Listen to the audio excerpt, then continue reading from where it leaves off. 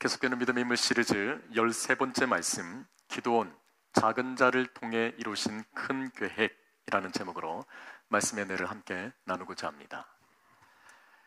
유대인들이 구약 성경에서 큰 승리를 묘사할 때마다 언급되는 대표적인 사건은 출애굽 당시에 애굽을 물리치신 하나님의 승리입니다. 그리고 또 하나의 사건이 있는데, 그것은 오늘 본문의 말씀에 소개되어 있는 사사시대의 미디안을 정복한 이 기드온의 승리를 유대인들은 대표적인 큰 승리로 간주하고 있다는 거예요. 신약으로 넘어오면 히브리서 11장 믿음장에는 이 기드온을 가리켜서 다윗, 그 쟁쟁한 믿음의 인물이었던, 또 다니엘, 사무엘과 같은 그 믿음의 인물의, 그 믿음의 반열의 기드온의 이름을 소개하고 있다는 것입니다. 그러나 이 기드온의 행보를 가만히 들여다보면 사실상 기드온은 처음부터 믿음의 영웅이 아니었어요. 오히려 두려움에 사로잡혀 숨어 지냈던 연약한 사람이었습니다. 그 자신도 스스로를 가장 작은 자로 여길 정도였다는 거예요. 사실 기드온의 실제 모습과 하나님의 부르심 사이에는 큰 간격이 있습니다. 기드온은 작고 약하고 두려움이 가득한 인물이었는데, 하나님은 오히려 그 기드온을 부르시면서 큰 용사로 지목하시며 훗날 이스라엘을 구원할 큰 계획을 가지고 계셨다는 거예요. 이것이 바로 오늘 우리가 주목해야 할 메시지입니다. 하나님은 지금도 우리와 같이 연약한 자들을 통해서 일하기를 기뻐하신다는 거예요. 우리 스스로는 부족하고 작아 볼지 모르지만 하나님의 부르심에는 능력이 있고, 단 하나님의 계획에는 실패가 없는 거예요. 오늘 이 기드온의 이야기를 통해 하나님께서는 작은 자를 큰 계획으로 어떻게 이루어 가시는지 하나님의 일하심을 우리 가운데 소개하고 있는데, 그게 세 가지 말씀을 함께 나누고자 합니다. 그 첫째로, 하나님은 우리의 연약함 속에서도 새로운 정체성을 주시며 우리를 변화시키신다는 것입니다. 기드온은 처음부터 용사가 아니었습니다. 두려움 때문에 포도주 틀에서 숨어 밀을 타작하던 인물이었어요. 당시 이스라엘은 미디안 족속에게 7년 동안 압제를 당하게 되면서 수많은 고통과 핍절한 가운데 있었어요. 이 미디안 사람들이 얼마나 악랄했느냐. 이스라엘 백성들이 곡식을 심고 이제 추수하는 추수기에 이르게 되면 그때 이 미디안 약탈자들이 한순간 몰려와서 이스라엘의 모든 것을 빼앗아가고 가축과 그 곡식을 약탈했다는 것이죠. 그로 인해 이 이스라엘 백성들은 극심한 고통 속에 처하게 되면서 그 중에는 사람들 가운데 산속 동굴이나 또 은밀한 곳에 숨어 지내는 사람들이 많았습니다. 기드온 역시 이런 상황 속에서 밀을 타작하고 있었다는 것이죠. 통상적으로 이 밀이라는 것은 바람이 잘 드는 타작 마당에서 밀을 추수해야 할 터인데, 이 기드온은 그 미디안 사람들의 약탈 앞에 두려움을 가지고 있었기 때문에 이 타작 마당에서 밀을 공개적으로 타작하지 못하고 포도주 틀에서 숨어서 밀을 타작해야만 했던, 그만큼 약하고 약한 사람이었음을 이 사건을 통해 우리 가운데 보여주고 있다는 거예요. 기드온은 현실적 위협 앞에 두려움과 절망 가운데 지내왔고, 그 스스로를 또한 가장 작은 자라고 소개할 만큼 연약하고 나약한 자였음을 이 짧은 본문의 말씀을 통하여 우리 가운데 보여주고 계시다는 것입니다. 그런데 바로 그때 인생의 가장 연약하고 두려움이 많은 그 순간에 하나님의 사자가 기드온을 찾아오는데, 본문 11절 12절은 다음같이 말씀합니다. 여호와의 사자가 아비에셀 사람 여호사에게 속한 오브라에 이르러 상수리 나무 아래에 앉으니라. 마침 요아스의 아들 기드온이 미디안 사람에게 알리지 아니하리 하여 밀을 포도주 틀에서 타작하더니 여호와의 사자가 기드온에게 나타나 이르되 큰 용사여 여호와께서 너와 함께 계시도다 하네. 여러분 이 본문의 말씀을 보세요. 큰 용사여 여호와께서 너와 함께 계시도다. 여러분 사실 이 말씀은 포도주 틀에서 타작하고 있는 이 기드온에게 전혀 어울리지 않는 말처럼 들리는 표현이에요. 그는 지금 미디안의 억압을 피해서 몰래 숨어 지내고 있는 연약한 사람이었습니다. 그런데 하나님께서는 그런 기드온을 찾아오셔서 큰 용사라고 부르고 계시다는 것이죠. 현실을 보면 기드온은 전혀 용사가 아니었어요. 그는 미디안의 사람들의 약탈에 두려움에 떨던 사람이었습니다. 그뿐만이 아니에요. 사실 기드온에게는 깊은 상심이 그 마음 가운데 자리 잡고 있었는데 그것은 다름 아닌 하나님에 대한 실망과 의문이 그 마음속에 자리 잡고 있었다는 거예요. 보면 13절은 다음과 같이 말씀합니다. 기드온이 그에게 대답하되 오 나의 주여 여호와께서 우리와 함께 계시면 어찌하여 이 모든 일이 우리에게 일어났나이까? 또 우리 조상들이 일찍이 우리에게 이르기를 여호와께서 우리를 애굽에서 올라오게 하신 것이 아니냐 한 그 모든 이적이 어디 있나이까? 이제 여호와께서 우리를 버리사 미디안의 손에 우리를 넘겨주셨나이다 하니. 여러분 이 기드온의 질문은 단순한 의문이 아니었어요. 그것은 하나님께 버림받았다는 깊은 절망에서 나온 외침이었습니다. 여호와께서 우리와 함께 계시면 어찌하여 이 모든 일이 우리에게 일어났나이까? 이제 여호와께서 우리를 버리사 미디안 손에 우리를 넘겨주셨나이다. 미디안의 고백이었어요. 기드온의 고백이었습니다. 이 고백은 어쩌면 오늘 우리 마음속에 있는 외침인지도 모르겠습니다. 하나님이 나와 함께 하시다면 왜 이렇게 삶이 어렵습니까? 하나님이 살아계시다면 왜 기도에도 응답이 없고 왜 내게 이렇게 억울하고 고통스러운 일이 끊이지 않습니까? 믿음을 가지고 살아가려 해도 우리가 마주한 현실은 끊임없이 두렵고 낙심하게 만든다는 거예요. 기도해도 상황이 바뀌지 않고 말씀을 읽어도 마음이 여전히 무거운 날이 있어요. 마치 포도주 틀에 숨은 기드온처럼 나름 믿음의 자리를 지키고 있지만 마음 한켠에 하나님을 향한 의문과 상실감이 자리 잡고 있다는 거예요. 마음이 괴롭고 너무 지쳐 있을 때가 있다는 것이죠. 여러분 그 상실된 마음을 가지고 예배 자리에 나오게 되면 몸은 이 예배의 공간에 머물고 있지만 정작 하나님의 위로가 느껴지지 않아요. 그 절망감이 여전히 떠나지 않고 머물러 있게 된다는 거예요. 그리고 무너진 자신의 모습을 보일 때가 있어요. 이것은 단지 불신 때문이 아니라 너무 오랫동안 지속되어 왔던 풀리지 않는 문제로 인해 무너진 영혼의 솔직한 탄식이기도 합니다. 또 어떤 이들에게는 내게 일어나고 벌어진 상황 때문이 아니라 스스로의 연약함으로 인한 자괴감 때문에 마음이 무너질 때가 있어요. 나는 왜 이토록 부족할까? 아니 왜 나는 믿음 하나 제대로 지키지 못해낼까? 하나님은 어떻게 이런 연약한 나를 들어 사용하실까? 겉으로는 아무 일 없는 듯 살아가지만 속으로는 스스로를 자책하면서 점점 자신을 작고 무가치한 존재로 여기는 거예요. 기드온도 마찬가지였습니다. 기드온은 고백합니다. 보면 14절 15절 이렇게 이야기합니다. 여호와께서 그를 향하여 이르시되 너는 가서 이 너의 힘으로 이스라엘을 미디안 손에서 구원하라. 내가 너를 보낸 것이 아니냐 하시니라. 그러나 기드온이 그에게 대답하되 오 주여 내가 무엇으로 이스라엘을 구원하리이까? 보소서 나의 집은 므낫세 중에 극히 약하고 나는 내 아버지 집에서 가장 작은 자니이다 하니. 기드온은 하나님의 부르심을 믿을 수 없었고 그 부르심이 자신과 무관한 이야기처럼 느끼고 있는 거예요.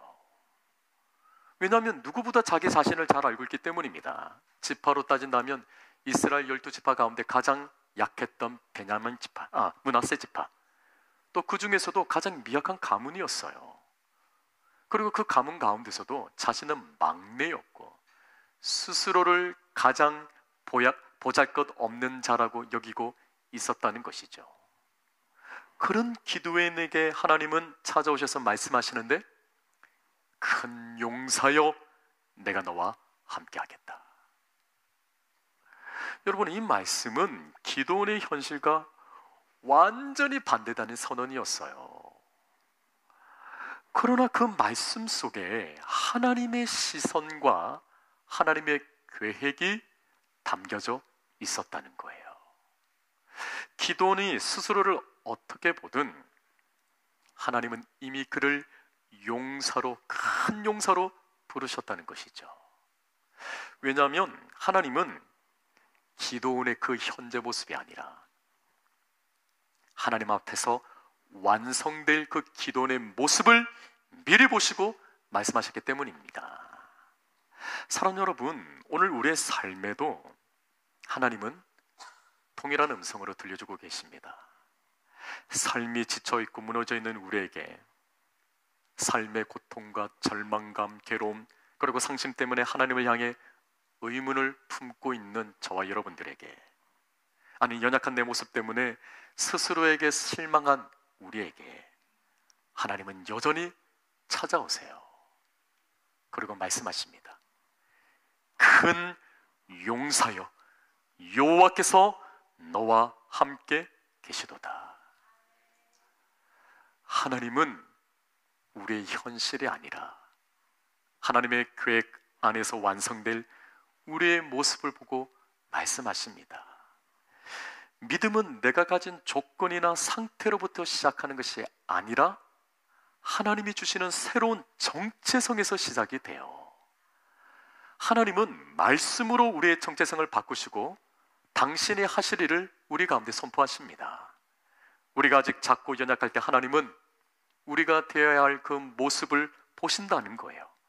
그리고 그분의 말씀대로 우리를 빚어가시며 변화의 길로 우리를 인도하신다는 것이죠. 사랑하는 성도 여러분, 우리는 종종 환경적인 어려움과 내 안의 두려움과 연약함, 그리고 실패와 죄책감 때문에 하나님의 부르심이 마치 나와 상관없는 이야기처럼 느껴질 때가 많아요. 하지만 하나님은 그런 우리를 향해 있는 모습 그대로를 품으시며 우리에게 다가오시고 말씀하십니다. 그 모습을 다 아노라고, 그 자리에서 머물지 말고 일어나라고, 내가 너를 세우고 변화시키시겠다고 말씀하십니다. 여러분, 기드온이 큰 용사였기 때문에 하나님께서 기드온을 부르신 것이 아니에요. 비록 그는 작은 자였지만 하나님께서 친히 그에게 다가와 부르시고 만나주시고 오히려 그 작고 연약한 자를 큰 용사로 만들어주셨다는 거예요. 하나님의 관점에서 그의 정체성을 새롭게 하신 것입니다.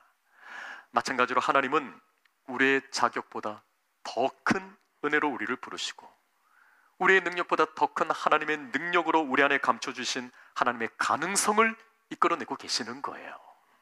따라서 우리가 해야 할 것은 하나님의 말씀 앞에 아멘으로 반응해야 할 줄 믿습니다.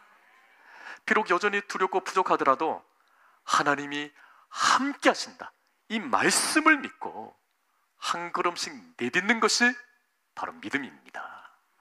오늘 말씀은 단지 기도만을 위한 말씀이 아니라 오늘 이 예배 가운데 있는 우리 모두에게 주시는 하나님의 약속의 말씀임을 믿으시기를 바랍니다. 사랑하는 여러분, 비록 내 모습이 연약해도, 상황이 아무리 절망적이라고 해도 오직 하나님의 약속 있는 말씀을 붙들 수 있는 저 여러분이 되시기를 바랍니다. 하나님은 기드온의 현실적인 한계와 자격 없음에도 불구하고 기드온을 끝까지 포기하지 않으셨어요. 하나님은 기드온의 가능성이 아닌 하나님의 계획을 따라 그 기드온을 부르셨다는 것이죠. 여러분, 오늘 우리가 우리 안에 깊이 새겨야 할 진리는 바로 이것입니다. 하나님은 우리가 완벽하기 때문에 우리를 부르시는 것이 아니라 하나님이 함께 하시기에 우리를 부르신다는 사실입니다. 그러니 여러분은 기억하시기를 바랍니다. 하나님은 여전히 우리를 큰 용사로 부르고 계셔요. 내가 부족하고 내가 연약하고 내가 쓰러지고 실패한다 할지라도 그 자리 가운데 찾아와셔서 우리로 하여금 너는 큰 용사라 말씀하신다는 것이죠. 하나님께서 우리의 연약함과 부족함을 모르고 부르신 것이 아니에요. 마치 기도원이 누구인지, 얼마나 큰 두려움에 사로잡혀 있었는지, 또 그가 포도주 틀에서 밀을 타작할 수밖에 없었던 그 연약한 사실까지도 다 아시고도 하나님은 기도원을 찾아와 주셔서 큰 용사로 불러주셨다는 것이죠.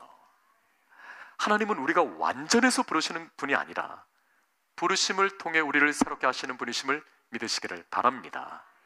새로운 정체성으로 우리를 부르신 하나님의 초대 앞에 하나님의 시선으로 우리의 모습을 들여다볼 수 있는 귀한 은혜의 역사가 있기를 간절히 소망합니다. 둘째, 하나님은 믿음의 한 걸음을 통해 우리의 믿음을 굳세게 하십니다. 사실 기도원의 믿음은 완전하지 않았어요. 하나님의 음성을 들었고 또 분명한 하나님의 약속이 있는 말씀을 받았음에도 불구하고 기도원은 불안과 두려움 속에서 얼마나 소극적으로 행동을 하는지 몰라요. 본 말씀을 볼까요?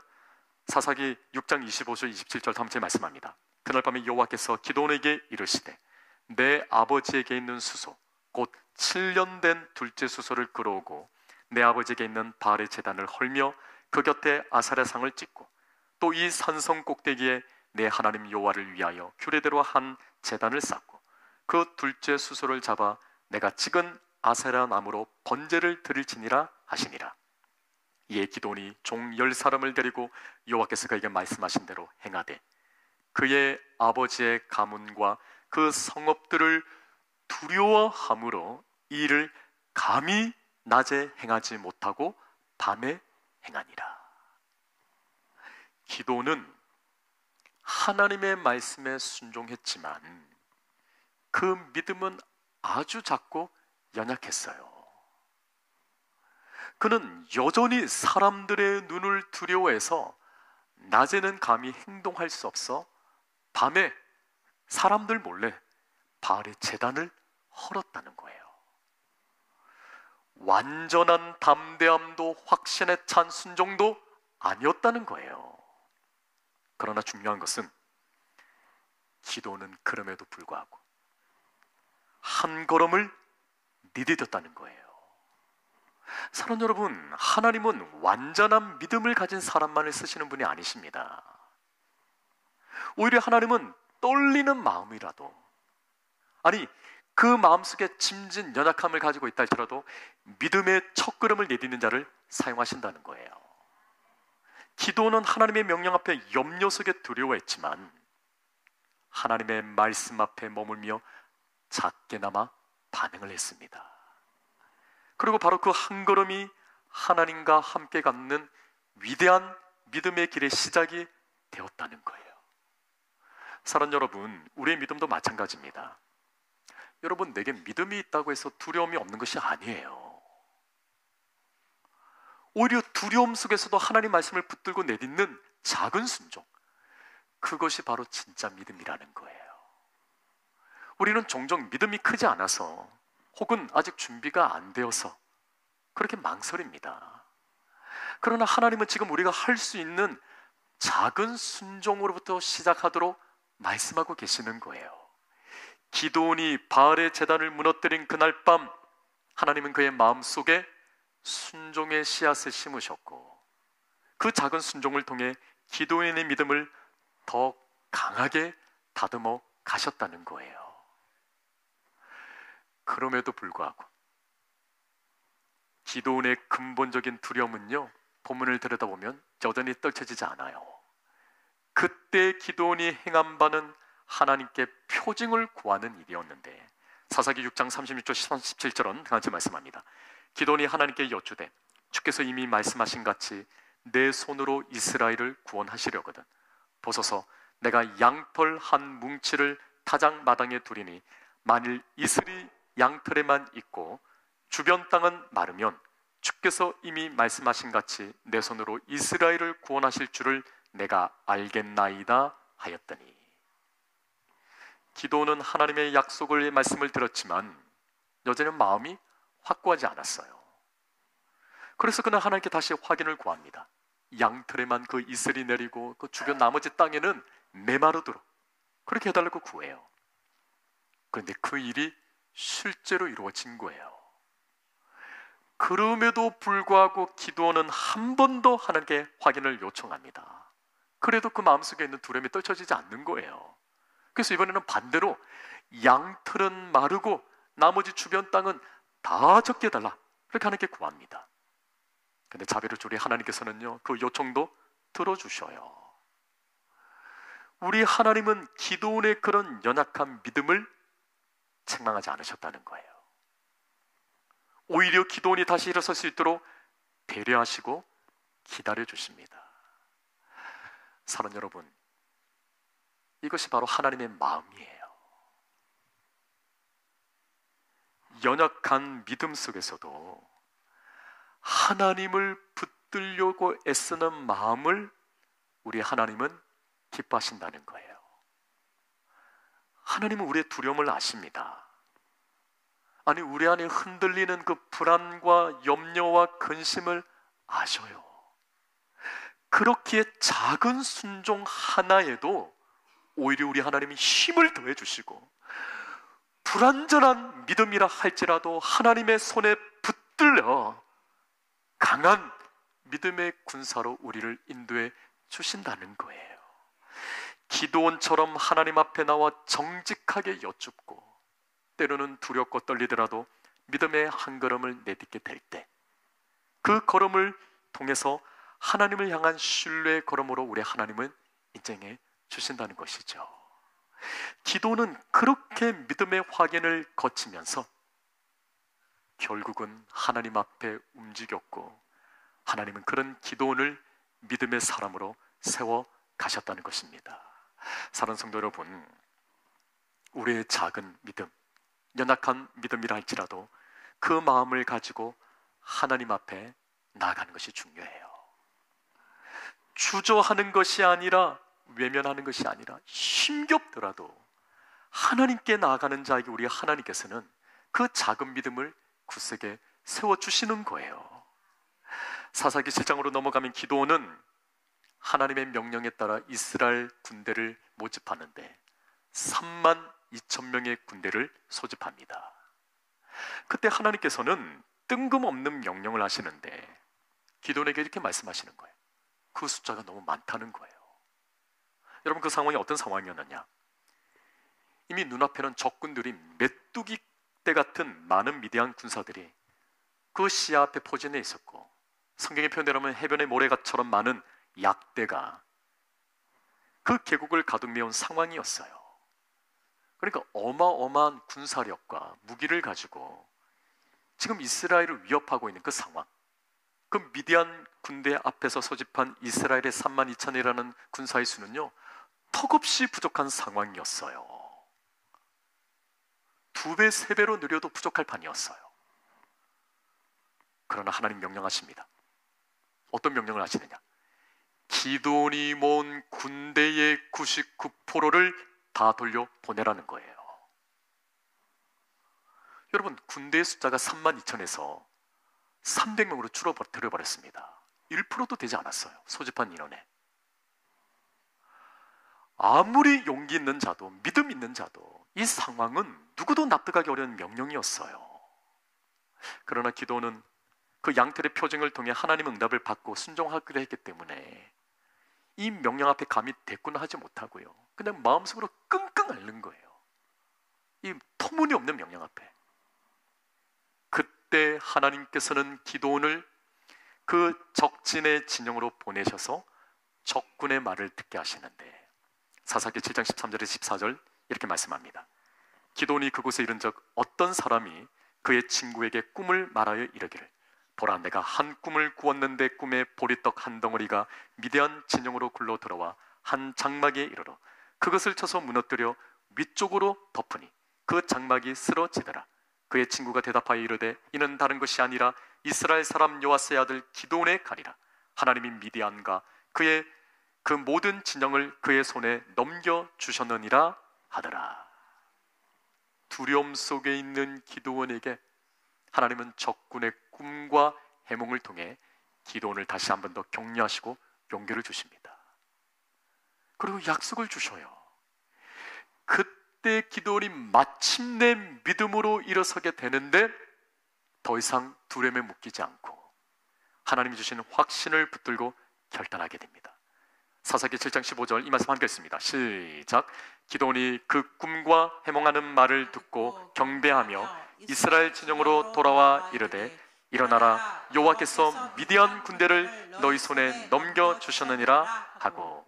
아멘. 기도는 이 말씀 앞에 힘을 얻고 하나님 앞에 경배합니다. 두려움 속에 떨고 있던 기드온이 이제는 전쟁의 전면에 나서 백성들에게, 그 미약한 300용사에게 일어나라 선포하고 있어요. 하나님의 격려와 약속의 말씀이 미디안으로 하여금 그 두려움의 자리에서 일어나 용기 있게, 용단 있게 나가도록 하나님께서 이끌어 주셨다는 것이죠. 사랑하는 여러분, 이처럼 믿음의 여정은 한순간의 결단이 아니라 끊임없이 하나님을 붙들며 나아가는 걸음입니다. 완벽한 믿음이 아니라 때로는 흔들리는 믿음이라 할지라도 그 속에 하나님을 향한 간절한 갈망이 있다면 우리 하나님께서 반드시 붙드시고 다시 일으켜 세워주심을 믿으시기를 바랍니다. 오늘 우리가 내딛는 작은 믿음의 걸음이 하나님께는 위대한 순종의 시작이 될 수 있다는 것이죠. 아직도 내 속에 두려움이 있다면, 떨쳐버리지 못하는 염려와 근심이 있다면 그 연약함을 솔직히 주님 앞에 내려놓기를 바랍니다. 그리고 작은 것에서부터 순종함으로 한 걸음 한 걸음 믿음으로 나아가시기를 바랍니다. 하나님께서는 그 작은 믿음을 굳세게 하시는 분이세요. 사랑하는 여러분, 지금 하나님이 여러분에게 요구하시는 믿음의 한 걸음은 무엇일까요? 그것이 남들이 보기에는 작고 한찮아 보여도 여러분 괜찮아요. 하나님 앞에서 믿음을 세워가는 걸음을 믿고 순종할 때 하나님의 믿음의 역사는 더욱더 굳건하게 세워감을 믿으시기를 바랍니다. 혹시 두려움 때문에 여전히 그 자리에 머물러 있다면 여러분 용기를 내어서 그 걸음을 내디디시기를 바라요. 하나님은 완전한 믿음이 아니라 움직이는 믿음을 기뻐하셔요. 그리고 하나님의 함께 하심을 잊지 마시기를 바랍니다. 기드온의 믿음은 완전하지 않았습니다. 하나님의 음성을 들었음에도 불구하고 그의 마음은 흔들렸고 두려워했고, 양털로 표징을 보여줬음에도 불구하고 또다시 표징을 구해야 할 만큼 그는 하나님을 시험한 자였어요. 그러나 하나님은 그 기드온의 연약함을 책망하지 않으시고 말씀으로, 표적으로, 또한 적군의 꿈과 해몽을 통해서도 계속해서 기도를 격려해 주셨습니다. 여러분, 믿음은 한순간 완성되지 않기 때문에 하나님은 그 곁에서 계속해서 하나님의 말씀을 들려주시면서 그 말씀을 듣게 하시고 그 말씀을 순종케 하시면서 결국은 작게 시작된 그 믿음의 한 걸음을 통하여 믿음을 굳건하게 세워주셨다는 거예요. 남들이 보기에는 작고 보잘것없는 일이라 할지라도 믿음의 한 걸음은 하나님 앞에서 위대한 믿음의 출발점이 될 수 있음을 믿으시기를 바랍니다. 끝으로 하나님은 순종하는 자에게 큰 승리를 주시며 복을 주십니다. 기드온과 그의 300군대는 군대의 수 혹은 칼이라는 무기가 아닌, 본문에 의하면 나팔과 항아리와 횃불로 싸우는데 전술이 아닌 오직 하나님의 말씀에 순종함으로 승리를 얻게 됩니다. 사사기 7장 19절에서 22절 다음같이 말씀합니다. 기드온과 그와 함께한 100명이 이경초의 진영 근처에 이른즉 바로 파수꾼들을 교대한 때라. 그들이 나팔을 불며 손에 가졌던 항아리를 부수니라. 세대가 나팔을 불며 항아리를 부수고 왼손에 횃불을 들고 오른손에 나팔을 들어 불며 외쳐 이르되 여호와와 기드온의 칼이다 하고 각기 제자리에 서서 그 진영을 에워싸매 그 온 진영의 군사들이 뛰고 부르짖으며 도망하였는데 300명이 나팔을 불 때 여호와께서 그 온 진영에서 친구끼리 칼로 치게 하심으로 적군이 도망하여 스레라의 베시다에 이르고 또 닷밭에 가까운 아벨 모올라의 경계에 이르렀으며, 여러분 300명의 군사라는 숫자도 터무니없는 대항이었지만, 아니 전쟁에 있어서 칼이 아니라 항아리와 나팔과 횃불로 공격한다는 것? 이건 있을 수도 없는 일이고요. 이건 마치 계란으로 바위를 치는 격이었어요. 그러나 기드온과 300이 군인이 하나님의 명령에 순종하여 적군을 향해 달려나아갈 때 결과적으로 뜬금없는 듯한 그 밝혀진 횃불과 울려 퍼지는 나팔 소리와 그 군대의 함성이요, 미디안 사람들을 대경 실색하게 만들고 이성을 잃게 만들어서 성경에 의하면 자기들끼리 서로 싸우며 도망을 쳤다는 거예요.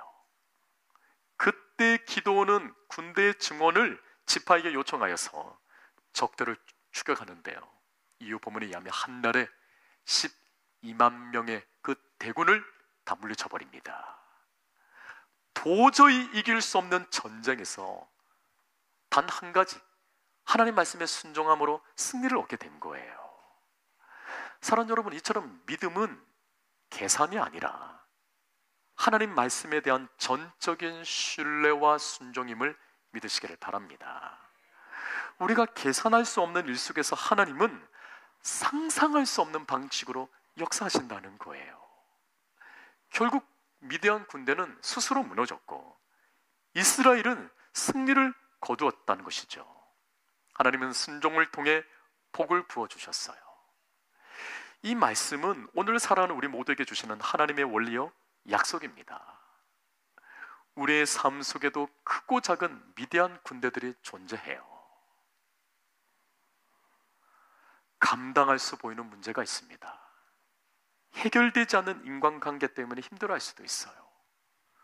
어쩌면 재정의 위기일 수도 있습니다. 육신의 질병일 수도 있어요. 직장 가운데 겪게 되는 어려움일 수도 있고, 우리가 말로 다 표현하지 못할, 나누지 못할 여러 속내, 이런 상황들 앞에 우리는 때로 기드온처럼 두려워하고 망설이기도 합니다. 그러나 우리가 말씀에 순종할 때 하나님은 칠히 일하시고 우리를 위하여 그 싸움을 대신 싸워주시는 신실하신 용사 되신 하나님이심을 믿으시기를 바랍니다. 사랑하는 성도 여러분, 지금 내 삶 속에 내가 붙잡고 있는 안정망, 세상의 논리, 내 방식과 계획을 내려놓고 내가 하나님께 순종해야 할 영역은 과연 무엇일까요? 믿음은 내려놓음에서 시작이 됩니다. 하나님의 말씀이 이해되지 않을 때에도 순종할 수 있는 믿음이 필요하다는 거예요. 여러분, 순종은 모든 상황이 명확해질 때 하는 것이 아니라 앞이 보이지 않아도 막막해도 하나님의 신실하심을 믿고 지금 이 순간에 말씀 앞에 반응하는 거예요. 하나님은 우리의 순종을 통해 하나님의 뜻을 이루시고 우리의 순종을 통해 하나님의 능력을 나타내심을 믿으시기를 바랍니다. 지금 내가 마주한 싸움 앞에서 나는 어떤 순종을 하고 있나요? 믿음의 고백, 말씀의 선포, 기도의 자리에서 우리는 순종을 시작할 수 있습니다.